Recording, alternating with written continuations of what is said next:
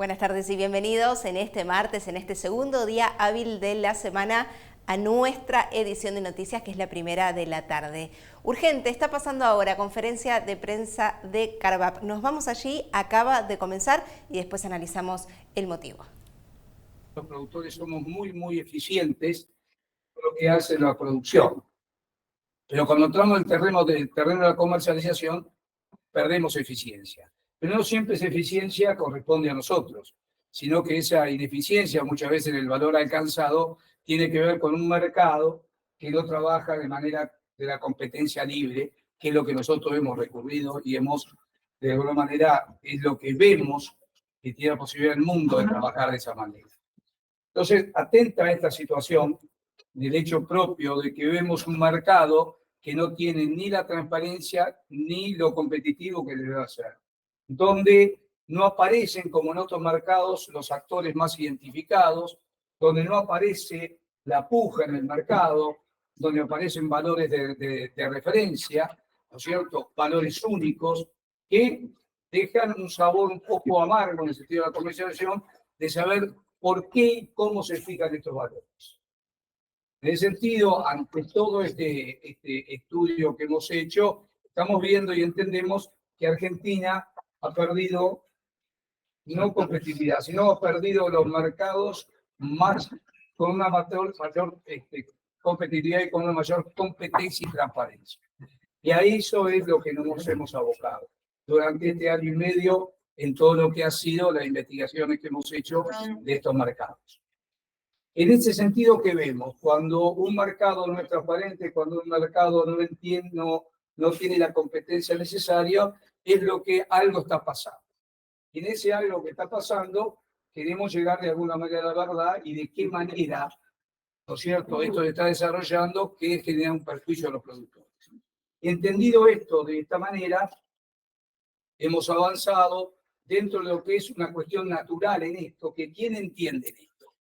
La justicia, posiblemente la justicia en algunos de sus ámbitos, pero claramente hay elementos claros administrativos que es la Comisión Nacional de Defensa de la Competencia, donde da un marco donde muchas diferencias se han disuadido o no, pero donde se genera a través de la ley la idea de que aquel marco de competencia que no existe, cómo se corrige y cómo se vuelve, y si esto es así. Y eso es lo que nos ha motivado a Carvap, básicamente, a presentar una denuncia dentro de la Comisión Nacional de Trabajo, de la Comisión Nacional de Defensa de la Competencia, donde entendemos y pedimos que se investigue cómo trabaja el mercado, de qué manera está operando, y si de esto surge que hay una especie de cartelización del mismo que no permite una libre competencia. Esto es lo que nosotros hemos advertido y por eso vamos a la Comisión Nacional de Defensa de la Competencia a requerir que como organismo administrativo tome las medidas necesarias, arbitre las mismas, consulte, consulte con cada uno de los actores para determinar si esta característica que nosotros entendemos que se da en la realidad. Y de esa manera, de alguna manera, poner negro sobre blanco, ¿no es cierto? Perdón, blanco sobre negro en el tema y saber si estamos en un mercado con una competencia abierta y de libertad absoluta o estamos en un mercado donde claramente muchos de los operadores hacen un entendimiento entre sí y no hay una competencia que permita lo que entendemos nosotros, que es un tema natural en cualquier mercado, es la puja de precios. Si yo le pregunto a todos ustedes son periodistas agropecuarios, la mayoría saben claramente que no existen pujas de precios, donde claramente hay un precio que aparece y todo el mercado paga ese mismo precio. Situación que no es así en muchos otros mercados en el mundo y que a nosotros nos llama poderosamente la atención y se produce además de otras variaciones, otras desviaciones a lo largo de hace mucho tiempo. Por eso lo que entendimos, y ahora en el tema más técnico le voy a pasar la palabra al doctor Gabriel Rousat, especialista en la materia, que nos asesora y que nos ha acompañado en esta presentación, es la idea muy clara que no estamos de alguna manera diciendo que alguien comete o no comete determinada cuestión. Lo que estamos diciendo es que lo que vemos nosotros es que el mercado no es transparente y que debemos de alguna manera eficientizar esto y aclararlo ¿no es cierto?, para que esto de alguna manera digamos, se determine si las condiciones son estas o no. Doctor Bussat. Buenas tardes a todos. Muchas gracias por la presencia de los periodistas. Voy a explicar de la manera más simple posible la investigación que hicimos, los aspectos más relevantes de la denuncia que interpusimos ante la Comisión Nacional de Defensa de la Competencia. La investigación se centró en dos aspectos diferentes. El primero es el que se denomina aspecto estructural, es decir, la estructura del mercado. Y la estructura del mercado de la exportación de granos se caracteriza por el hecho de que hay las 10 grandes empresas multinacionales, por un lado, por el lado de la demanda, los que compran los granos para la exportación, y por otro lado, decenas de miles de pequeños, medianos y grandes productores que venden sus granos. De forma tal de que, por un lado, vemos un mercado concentrado en productos que son commodities, que no están diferenciados por marca, diseño, modelos, sino que los granos de soja podrán tener mayor o menor cantidad de aceite, pasa lo mismo con el grano de trigo y la harina, o del girasol y el aceite, etcétera, etcétera. Son commodities.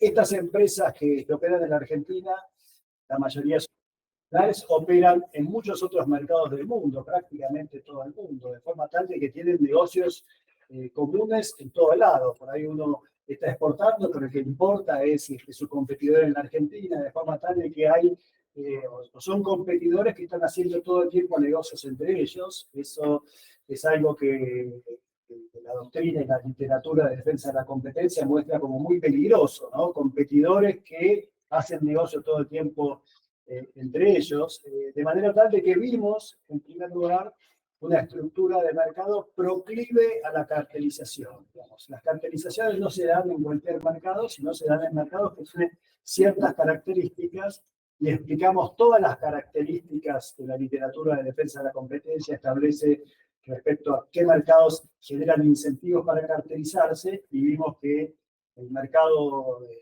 las grandes exportadoras de cereales en la Argentina, de granos en general, cae en todos esos aspectos. Entonces, visto esto, empezamos a analizar distintos aspectos puntuales. Por ejemplo, lo que hemos detectado es un comportamiento de los precios de compra de los granos que no se corresponde con una genuina competencia.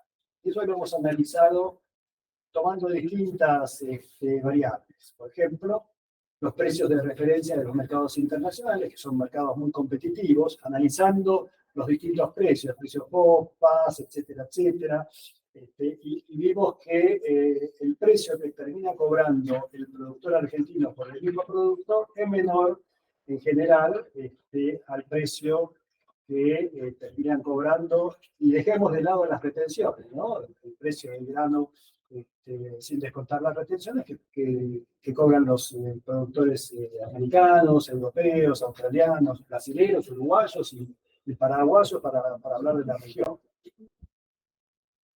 En segundo lugar, notamos un comportamiento que uno podría llamar oportunista. ¿Sí? Las empresas aprovecharon ciertas regulaciones, a veces de hecho, de los gobiernos, del último gobierno, diría, no del actual gobierno, sino lo que pasó del anterior gobierno, que da cuenta también de un comportamiento de los precios bastante atípico. Para dar un ejemplo, que se entienda claramente. Los llamados dólar soja, que básicamente fue una mejora del tipo de cambio al vendedor de soja. Entonces, si la soja valía 100 con un tipo de cambio 10, el tipo de cambio subió a 12, pero la soja no subió 20%, subió un 15%, de forma tal de que esa mejora del tipo de cambio no se tradujo en una mejora proporcional al precio del cereal, sino que hubo un descuento, y ese descuento se lo quedó la exportación.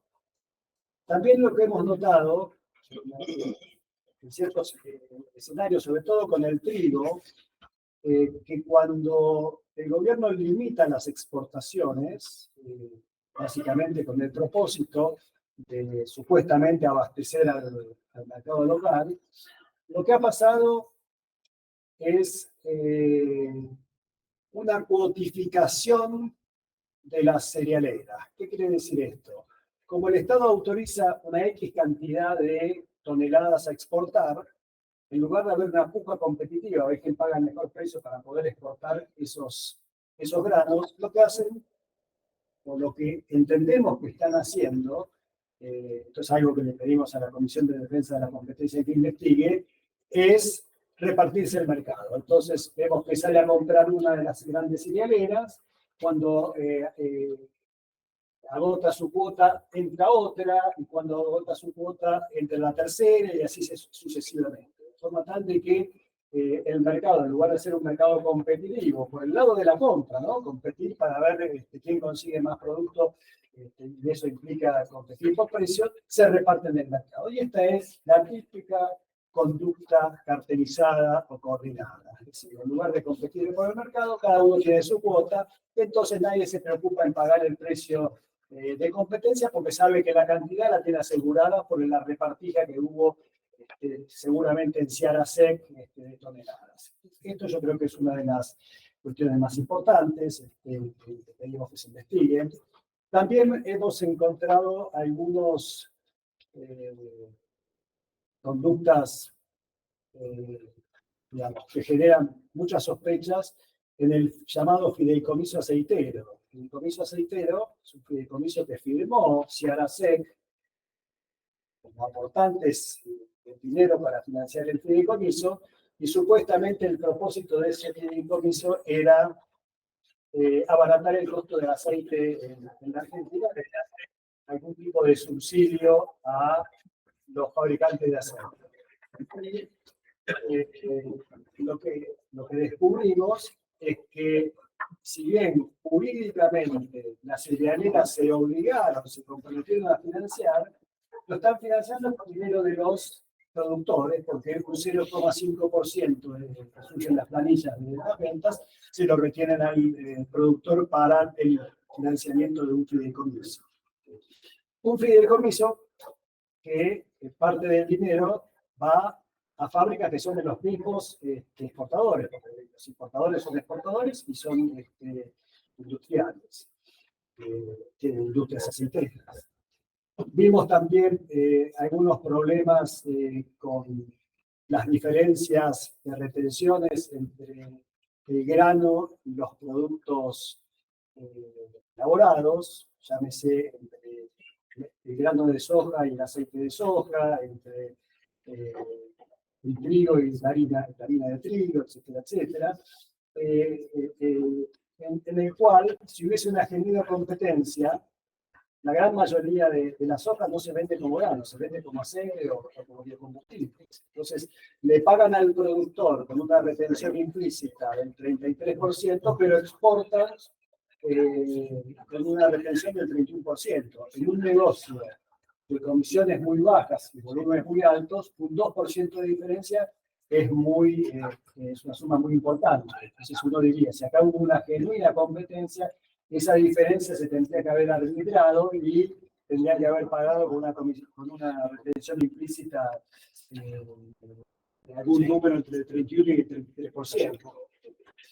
Así que son varios los factores que fuimos descubriendo. En el girasol también hemos encontrado problemas muy complejos, cómo se conforma el precio del girasol en Argentina, del grano de girasol. A diferencia de lo que pasa con el maíz, con el trigo y con la soja, no hay un precio internacional de grano de girasol, pero sí lo que hay es un precio internacional del aceite de girasol en el mercado de Rotterdam, en Holanda. Y en general, en los mercados competitivos, lo que uno ve es que el precio del grano de girasol representa un porcentaje X del precio del aceite. Y ese porcentaje en la Argentina está totalmente desvirtuado. ¿Cómo se conforma el precio del girasol? Es un misterio, estamos pidiendo que lo investigue la comisión, pero lo que entendemos es que pagando lo mismo que el precio de la soja, pensando que el costo de oportunidad del productor es o siembra soja, siembra girasol, y en definitiva la ganancia será parecida cuando son dos mercados muy diferentes. Así que estas son un poco las ideas centrales de la denuncia. Hay muchos technicalities, muchas cuestiones técnicas de defensa de la competencia, que me parece que para esta introducción es suficiente. La explicación que ha dado el doctor, que ha sido una explicación técnica, hace a los motivos que llevan a Carvap a iniciar esta acción administrativa.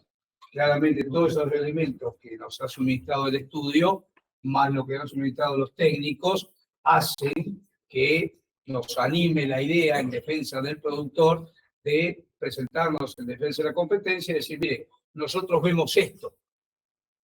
Queremos que se investigue esta situación y si esto no conforma de alguna manera o una cartelización o un problema que el mercado no ha resuelto hasta el momento, pero que genera una situación compleja y además que va sobre el productor de hace muchísimos años atrás. Entonces, esta es la intención que ha tenido Carvap en presentarse en defensa y en representación de los productores para darle lo que nosotros entendemos una modalidad o una transparencia distinta al tan importante mercado de grano. Bueno, dicho todo esto, vamos a dar espacio a que puedan hacer sus preguntas, así que tanto respetando de manera presencial o virtual, vayan por favor levantando la mano y vamos a ir dando la palabra para que podamos responderles. ¿Sí? ¿En qué instancia están ante las demandas y los exportadores están en conocimiento de esto? Sí, la denuncia fue presentada. El primer paso es la ratificación de la denuncia. Fuimos con la gente de Carvap para ratificarla y la comisión le corrió traslado a la denuncia a las cerealeras y hacia la SEC. Entendemos que esta semana les estarían venciendo los plazos para contestar, así que todavía no hemos tomado conocimiento de cuáles fueron las respuestas de la cerealera. Quiero agregar un tema más que es muy importante, que es el tema de los contratos forward, o los contratos de futuros. Ustedes saben que hay un mercado de futuros, los productores pueden vender a futuro, y lo que ha sucedido, sobre todo con el trigo y la cebada, hasta diciembre, hasta la asunción del nuevo presidente, es que se estableció un mix de dólares, entonces los productores podían o vendían los cereales a exportar a un precio que era mitad dólar oficial y mitad dólar contado con liquidación, lo que significaba un incremento importante. Terminó así la conferencia de prensa de Confederación de Asociaciones Rurales de Buenos Aires y La Pampa, empezando por lo que fue todo el detalle y las palabras de Horacio Salaverry, que es el actual presidente que continúa en el cargo, más la continuidad también de todos los detalles de lo que es esta denuncia impulsada a la Comisión Nacional de Defensa de la Competencia. Nosotros estamos en vivo, edición de noticias, y tenemos más títulos. Eliminan el Instituto y el Consejo de Agricultura Familiar. Dengue, guardias colapsadas por el aumento de casos en todo el país. Las exportaciones de grano crecieron 40% en los 2 primeros meses de este año, y sobre esto se estuvo hablando en la conferencia de prensa sobre la transparencia en el mercado de granos. Estamos en vivo compartiéndote la situación acá desde Buenos Aires, el área metropolitana de Buenos Aires, el AMBA, y abrimos el espectro sobre cómo sigue la semana climáticamente. Mañana vuelven las tormentas. 7 días atrás la situación que era la misma, tuvimos una semana con muchos episodios de tormenta, la mínima será el miércoles de 16, la máxima de 26. El jueves, parcialmente nublado, 11 la mínima, 19 la máxima, y el viernes llega el sol para secar todo lo que está pendiente con las lluvias, la humedad en cuanto a la vida en la ciudad, aquí que nos acompaña muchísima humedad en Buenos Aires, ese respiro, pero es temporada de lluvias. Viernes será la mínima de 12, la máxima de 20, y recordá que a partir del jueves el ingreso de aire frío baja la temperatura y por supuesto así llega el otoño. Empezó hoy el día con la habitual conferencia de prensa de Manuel Adorni, el vocero presidencial, sobre lo que se centró y anunció sin dudas más recortes, que ayer también lo hizo en la apertura de semana, haciendo un balance de cuánto se ha disminuido el presupuesto público en lo que corresponde a acciones sobre el PAMI, cierres y demás ajustes que proponen desde el Ejecutivo. Lo cierto es que hoy se anunció definitivamente el cierre por parte de una aprobación y habilitación del Ministerio de Economía para eliminar el Instituto de Agricultura Familiar, Campesina e Indígena, junto también al cierre del Consejo Nacional de Agricultura Familiar. Históricamente, el área formó parte de la Secretaría de Agricultura, pero durante la presidencia de Alberto Fernández se sumó a la jefatura de gabinete.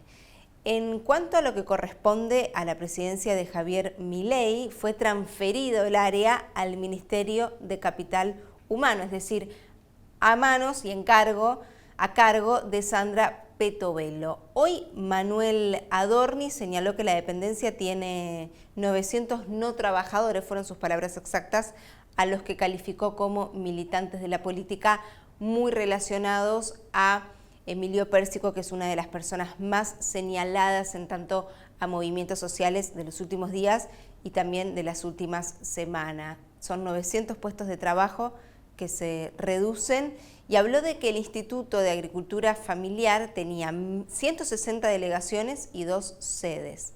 Una de cada 3 personas que trabajaban allí eran delegados y concluían así en la portación de 204 vehículos, y el 85% del presupuesto se dedicaba a pagar sueldos. Lo calificó al instituto como una agencia de empleo político, y esta es otra señal más y otra acción sobre lo que corresponde al recorte en lo que ellos consideran áreas de militancia política, desde ya relacionados a lo que corresponde con la gestión anterior. Así te compartimos la manera en que anunciaba Manuel Adorni lo que recién repasaba junto a vos, y también los detalles exactos en lo que fue esta mañana.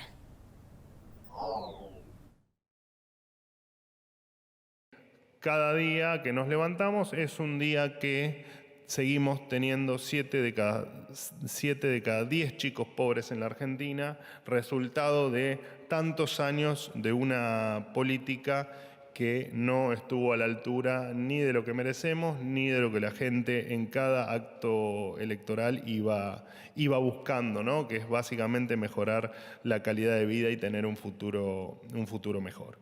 Así que bueno, tengan bien claro que esta vez llega a la Argentina empobrecida un nuevo sol.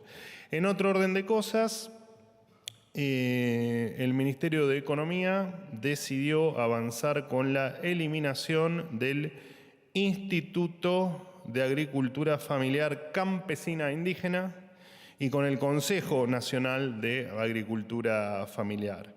Luego de una revisión de datos, por supuesto, está ya a esta altura, no tengo que ni aclararlo, absolutamente calamitosos y profundamente desoladores, este instituto, este consejo, tenían un total de 964 empleados, se va a transformar en una dirección en la que queden apenas 64 empleados, se van a reducir 900 puestos de no trabajo. Esto va a significar un ahorro de 9.000 millones de pesos. Para que tomen dimensión de la fiesta que había en el gasto público solo en este instituto, además de los 964 empleados, tenía 160 delegaciones, 2 sedes, una en Catamarca, otra en Santiago del Estero. 1 de cada 3 empleados eran delegados, tenía 204 vehículos, ¿no? 964 empleados, 204 vehículos, y el 85% del presupuesto se dedicaba a pagar sueldos, casi una agencia de empleo público, ¿no? De empleo político.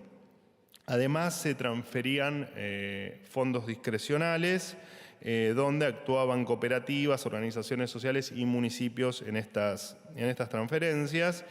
La ineficiencia de este organismo, que está discontinuando sus funciones y que de hecho esta decisión se había filtrado y comunicado a muchos de los sectores, la verdad es que todavía no hemos recibido ni de productores ni de trabajadores del campo un solo reclamo. Así que está a las vistas que el instituto no estaba cumpliendo con la esencia en la que se había basado en algún momento para su creación. Y nos ocupamos de lo que ocurre sanitariamente en todo el país y son los casos del dengue, la epidemia que ya alcanza Latinoamérica, pero que nos preocupa y nos ocupa acá en Argentina. Las guardias están colapsadas por el aumento de casos y a su vez también muchos están preguntando, bueno, ¿se incluirá la vacuna en el calendario nacional? El gobierno sostiene, y hoy se refirió a esto también Manuel Adorni, de que aún no es necesario. Se consulta internacionalmente a la Organización Mundial de la Salud y alienta a que se haga, a que se aplique y se defina primero de manera oficial en manos del gobierno, pero esa es la situación en términos de la gestión de lo que está haciendo esta epidemia. Por el momento, que fueron sus palabras y es lo que recién te decía, no consideran que sea necesario. Allí está trabajando el Ministerio de Salud, como también nos informa a nosotros los casos que se vienen dando y se han superado los 102.898 casos en los últimos 8 meses exactamente, pero la mayor concentración y ascenso de enfermedades y diagnósticos se da en este 2024, que estamos apenas transitando el tercer mes y eso por supuesto enciende todas las alarmas. 34 minutos de las 4 de la tarde. Hoy empezamos esta edición de noticias con la conferencia de prensa que se realizó desde la sede de Confederaciones de Asociaciones Rurales de Buenos Aires y La Pampa, conocido como CARVAP. Allí estuvimos acompañando y compartiéndote a vos el reclamo, la denuncia para que haya transparencia en el mercado de granos. Así que una edición con toda la actualidad de lo que está ocurriendo. Y ahora vamos a hacer una pausa desde Chacra Televisión. Después de este corte, seguimos con mucho más.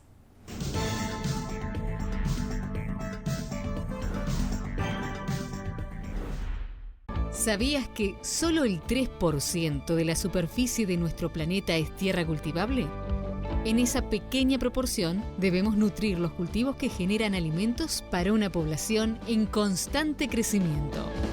Cuidemos el suelo. Profértil, vida para nuestra tierra.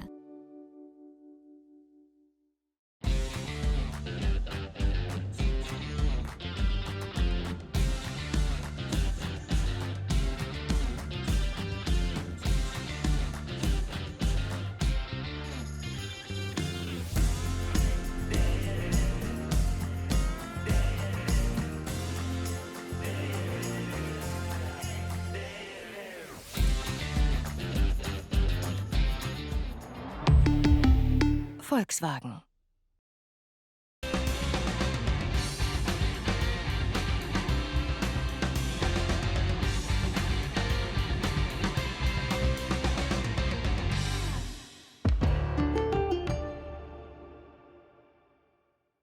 Acron. Nacimos con los pies en la tierra. Hoy despegamos para ir más allá. Acron, Master Dealer Oficial de Drones Agrícolas de DJI. Dale vuelo a tu campo con Acron. Tecnología, productos y servicios para ir más allá. Pensás distinto, lo haces distinto. Líneas de financiación para estar más cerca de su nueva Cele. En todo el país se siembra con Cele. Sabemos muy bien el esfuerzo que hacen miles de argentinos que trabajan e invierten en nuestra tierra. Y queremos estar ahí para acompañar e impulsar su negocio, haciendo que su día a día sea más fácil. Si el campo evoluciona, evolucionamos todos. Galicia, siempre junto al campo. Su desempeño y el respaldo de una gran empresa de 60 años en el mercado harán de la sembradora Crucianelli su mejor inversión. DirecTV llega a todas partes, a la ciudad, al campo, a la playa, a la montaña, porque DirecTV está donde estás vos y llega donde nadie llega.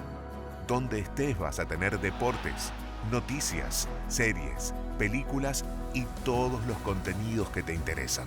En DirecTV no importa si estás lejos. Nosotros siempre vamos a estar junto a vos.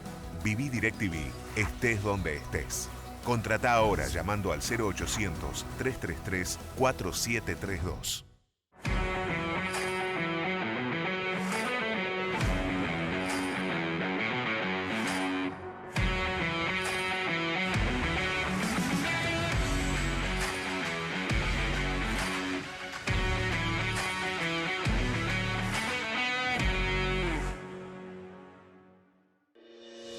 Cada mañana, los que trabajamos la tierra, renovamos nuestro compromiso con el futuro.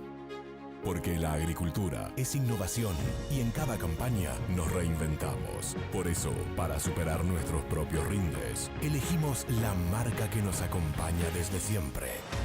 Somos Apache. Aprendemos del campo.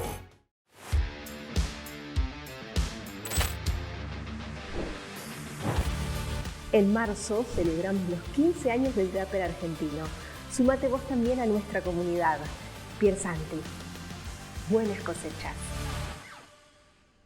¿Buscas un seguro que te la haga fácil? En Experta Seguros te damos descuentos desde el primer día que nos contratás y podés gestionar todo al toque de manera digital. Consulta con tu productor asesor de seguros. Experta Seguros. Un seguro que te la hace fácil.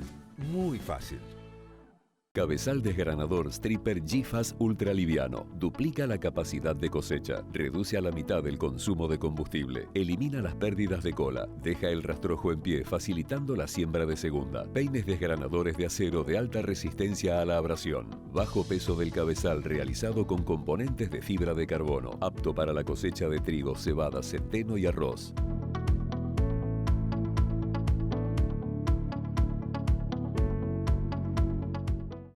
Somos pioneros y especialistas en tolvas autodescargables. Nos avalan más de 90 años junto al productor agropecuario de Argentina y el mundo. Somos la pasión y el profesionalismo puestos al servicio de la innovación. Somos Cestari. Escribimos la historia. En NK sabemos que sembrás maíz, girasol y soja y querés ver cuánto rinde. El campo quiere ver cuánto rendís vos. Por eso te acompañamos con los mejores productos, tecnología y asesoramiento. El campo te pone a prueba. Con NK siempre rendís. Nuestra yerba de hierbas serranas es un clásico. ¿Y si le agregamos la frescura y sabor a limonado del cedrón? Hierbas serranas con cedrón. Incorpora más sabor a tus mates. Seguinos en Cachamay Oficial.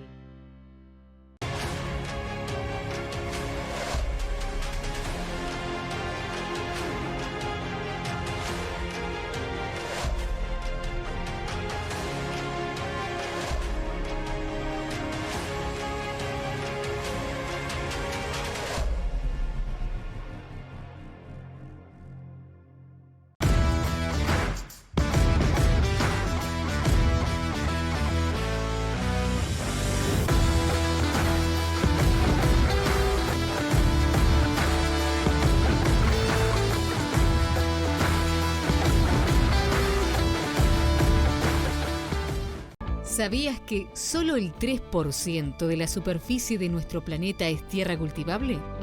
En esa pequeña proporción debemos nutrir los cultivos que generan alimentos para una población en constante crecimiento. Cuidemos el suelo. Profértil, vida para nuestra tierra. Matbar Rofex. Trabajamos para proteger las transacciones y transformar el mercado de capitales.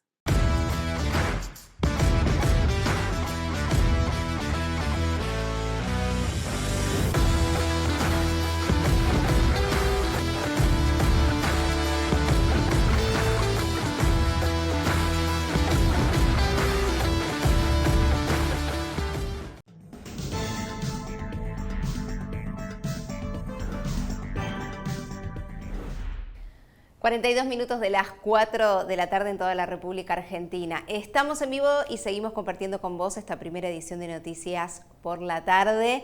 Y te queremos compartir ya acercándonos a lo que corresponde el primer trimestre del año. Por supuesto, queda por delante transitar casi la segunda quincena de este mes, el mes de marzo, el fin del verano, el otoño que llega esta semana y el análisis para los 2 primeros meses del año en cuanto a la exportación de granos. Porque estamos hablando, en el comienzo de este 2024, de un crecimiento que se registró en un 40% y que suma en cuanto a exportaciones granarias poco más de 7.800.000 toneladas.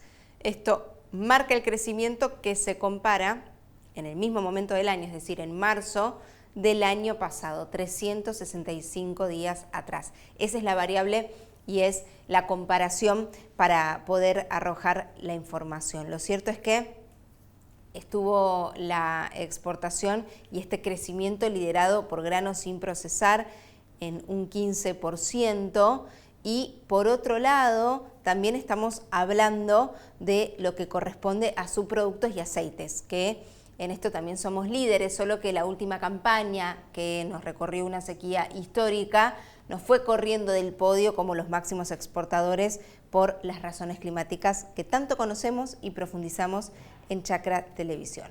A los envíos de subproductos, en el primer trimestre se exportó 19,6% del total y esto provocó un volumen productivo de 3.200.000 toneladas en este rubro, me refiero a subproductos. En el caso de aceite, el listado, las posiciones es muy similar con lo que recién decía respecto a subproductos. Así que allí, crecimiento en exportaciones granarias que tiene como fundamento el mejoramiento climático, por supuesto, porque va de la mano con el volumen productivo. Desde la Bolsa de Comercio de Rosario, Cristian Russo, que él es jefe de estimaciones agrícolas, nos va a compartir más información sobre esto que estamos contando, ¿no? El final, la proyección total de lo que traerá la soja en este 2024, las lluvias, todo lo que hay por delante y cierto temor latente por el regreso de la Niña hacia el fin de este 2024, o mejor dicho, casi allí, pasando el inicio de la primavera. Sobre todo esto responde y nos brinda datos exactos Cristian Russo. Bueno, salimos hace muy poquito con estos números, los números de marzo, una vez al mes salimos con los números de trigo, soja y maíz. Estamos hablando que en soja hay una buena noticia, es un pequeño rebote, pero rebote al fin, 500.000 toneladas más que vemos a nivel país de soja. Llegaríamos al número de 50 millones de toneladas, o sea, es que hace mucho que no llegábamos a los 50 millones, no me recuerdo si eran 5 o 6 ciclos que no lográbamos llegar a este número, ni hablar que el año pasado fue la peor campaña de la agricultura moderna y solo produjimos 20, así que prácticamente estamos hablando de una cosecha y media más, pero bueno, la verdad es que hace 2 meses atrás veíamos condiciones que podían ser mucho mejores y estábamos hablando de la posibilidad de una super cosecha para la soja y la posibilidad de superar los 55. Tuvimos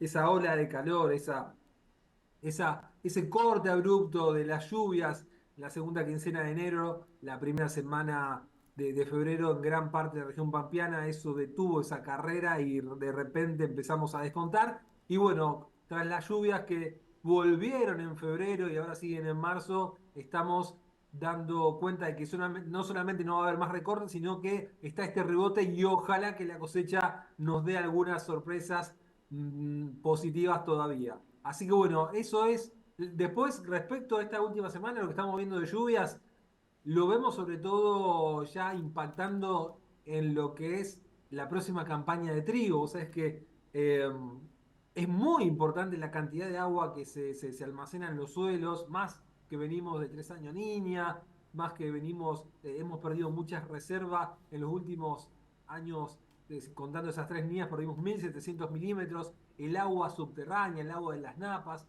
todo eso es muy importante volver a recuperarlo y bueno, todo esto creo que va a ayudar a que el productor se anime a hacer un poco más de trigo, más allá que te cuento que estamos viendo que en el Excel los números están dando bastante feos, así que compense un poco eso que se ve feo en los números con esta posibilidad de tener mucha agua, muchas reservas para que tengamos una buena campaña de trigo. Y aparte, bueno, estamos también contando que lo que se ve para el próximo ciclo agrícola, para la próxima, sobre todo que empiece a impactar de octubre en adelante, es la posibilidad de una nueva niña y una niña que estamos viendo que está mostrando una cara bastante fea, estamos empezando a ver que puede ser una niña fuerte, así que más que semáforo amarillo para el sector, esto pone un semáforo naranja-rojo, así que toda el agua que nos pueda dejar este final, este niño fuerte, es más que bienvenida sea, pero bueno, también es verdad que estamos viendo una cantidad de agua que nos da miedo porque las lluvias van a seguir algunos días más y hay localidades que ya estamos superando los 200, 150 milímetros, así que bueno, no deja de ser también una preocupación. Perdóname, ¿podemos hacer un párrafo extenso respecto del tema del maíz? Porque se ha presentado, de acuerdo con el informe que ustedes mismos nos hicieron llegar, una complicación, ¿no? Que no tiene que ver justamente con el tiempo. Sí, tal cual. Bueno, te lo cuento. Vos sabés que en maíz, si bien no cambiamos el número, no recortamos el número, seguimos hablando de 57 millones de toneladas. Sí. Para contarle a la gente, yo trato de darle una referencia, porque esto de los millones es complejo, no dicen nada a menos que uno lo relacione con algo. Argentina, la máxima producción de maíz fue de 56. Es una producción bastante superaría a esos máximos. También tiene que ver con que el área de siembra ha aumentado mucho, ¿no? También es aplicable lo que decíamos, que en un momento veíamos la posibilidad de un maíz que supere los 60 millones y también de una super campaña que también por esa falta de calor también se truncó. Pero bueno, específicamente hay un nuevo capítulo que nos está poniendo muy nervioso a todos.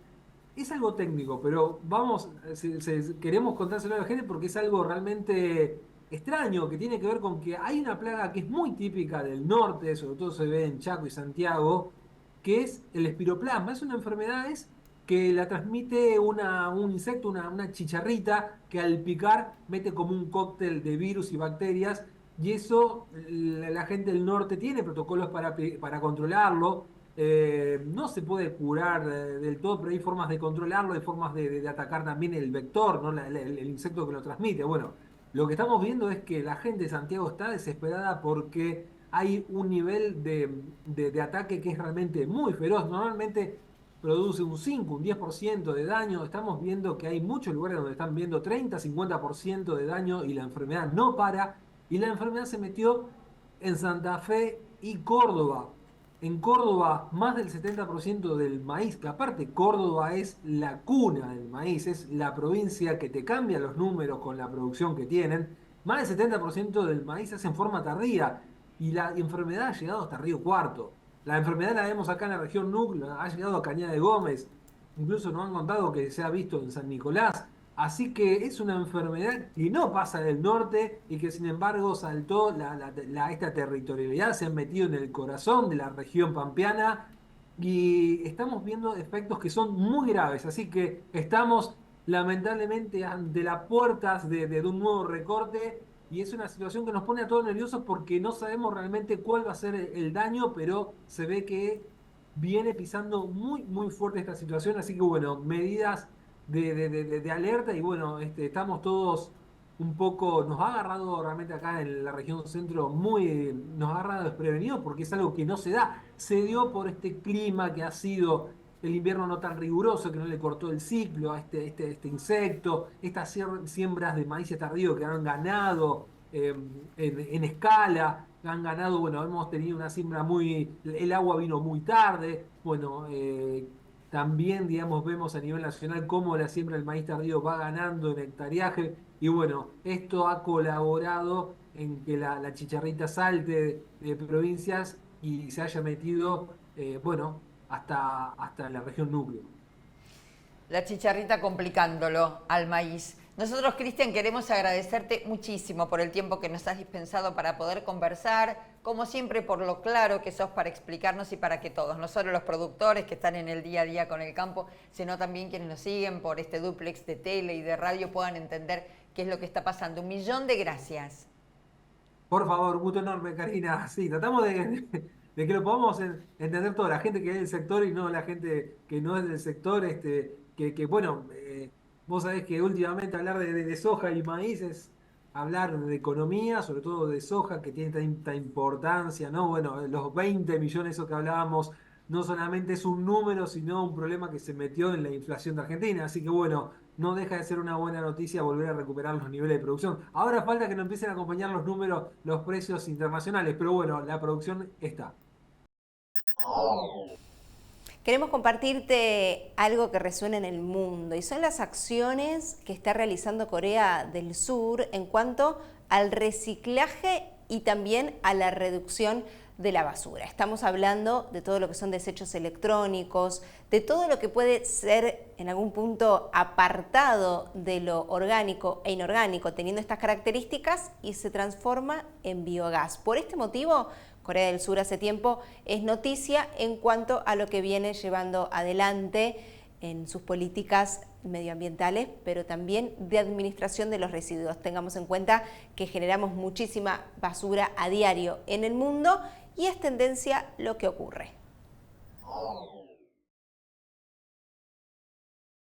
Im Yuri es propietaria de un popular restaurante en la ciudad de Goyang, en las afueras de Seúl, donde sirve platillos con una decena de acompañamientos siguiendo la tradición culinaria surcoreana. Nuestro restaurante ofrece comida realmente deliciosa y, como puede ver, colocamos una gran variedad de guarniciones. Entonces, la verdad es que existe una mayor probabilidad de que algunos alimentos sean desperdiciados. Cada mes debe pagar unos $30 americanos por desperdiciar alimentos. En Corea del Sur, el gobierno coloca en todas partes contenedores especiales para botar los restos de alimentos. Aquí se ponen todos los desperdicios de alimentos, en bolsas especiales. Luego, el gobierno los recolecta y los procesa, como parte de un sistema. Kim Yong-sok es parte de esa enorme red de recolectores que trabaja a lo largo del país todos los días, desde las 4 de la mañana. Creo que es muy bueno que yo pueda hacerlo. Espero que todos participen y presten mucha atención al reciclaje de alimentos para ayudar al medio ambiente. Aproximadamente 250 toneladas de restos de alimentos como estos llegan al día a esta planta en la ciudad de Goyang, en Corea del Sur. Y luego de un proceso de descomposición, se genera energía para más de 3.000 hogares. Los desechos se quedan hasta 40 días en grandes tanques, mientras las bacterias hacen el trabajo de descomponer la materia orgánica para finalmente generar biogás. Anualmente en esta planta se generan aproximadamente 6 millones cúbicos de biogás. Para el alcalde de la ciudad, la producción y el uso del biogás contribuye a la gestión sostenible de los residuos orgánicos, al tiempo que proporciona una fuente de energía limpia y renovable. Esperamos participar de manera activa y realizar intercambios con otros países para la investigación, producción y utilización del biogás, tomando la experiencia de tecnologías avanzadas como la planta energética de nuestra ciudad. Durante los últimos 20 años, Corea del Sur ha transformado más del 90% de los desechos de alimentos en energía, fertilizantes y hasta concentrados para animales. Volvemos a nuestra región, Latinoamérica, y cómo Chile está trabajando en ampliar las exportaciones, pero también el volumen productivo, en este caso de un nicho que tiene que ver con las frutas frescas, que son recibidas principalmente por el gigante asiático. Me refiero a China y la importación que realiza desde nuestro país vecino allí tras la cordillera.